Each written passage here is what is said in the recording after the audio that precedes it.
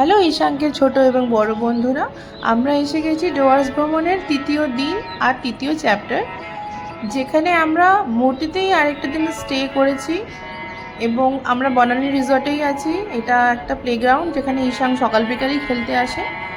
আজকে সকালেই জলখাবার খেয়ে ও একটু খেলতে এসেছে। আজকে একটু কুয়াশা হয়েছে, আমরা ভেবেছি 8-10 কিলোমিটার রেডিয়াসে যা আছে সেটা দেখে আসব। একটা টোটো ভাড়া করেছি, তাই ওয়েট করছি। 8-10 কিলোমিটার নাকি জঙ্গল আছে এবং ভালো চা বাগান আছে, সেগুলো ঘুরে আসা যাবে। এই রিসর্টের চারিপাশটাও ভীষণ সুন্দর, এখানটা টাইম কাটাতেও ভীষণ ভালো লাগছিল আমাদের।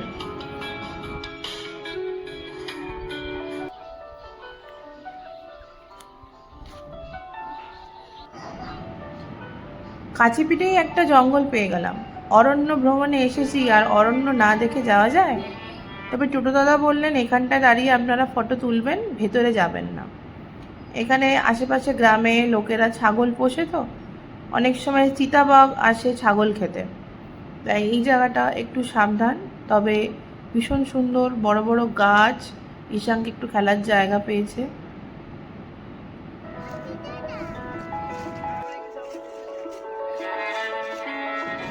যেহেতু আমরা একটু অফ সিজনে এসেছি, প্রচুর পাতা পড়ে আছে, অতটা গ্রিন নেই ফরেস্টটা।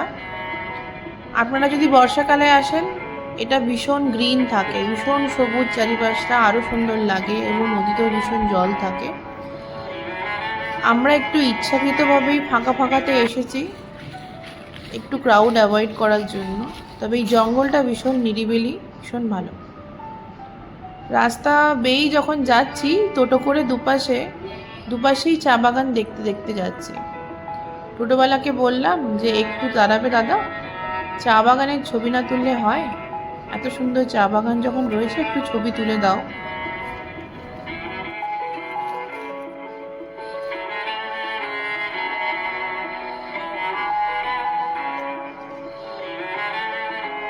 কি এটা? কি করছো তুমি?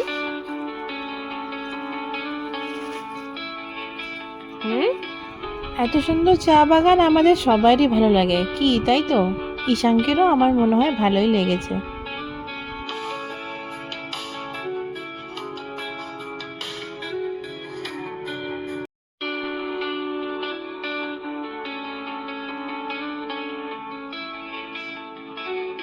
কি চা পাতা আছে? চা পাতা আমার কাছে একটা দেখ, পাখি এসছে দেখ।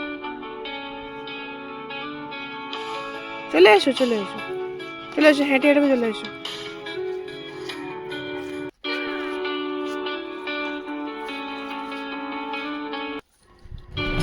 আমরা এবারে ফিরে যাচ্ছি নিজেদের রিসর্টে, দুপাশে চা বাগান দেখতে দেখতে। আবার আপনাদের সাথে দেখা হবে আমার নেক্সট চ্যাপ্টারে, আমাদের লাস্ট ডে মূর্তিতে। বাই বাই বন্ধুরা, ভালো থাকবেন। আমাদের 4th চ্যাপ্টার জলদাপাড়া মিস করবেন না। Thank you.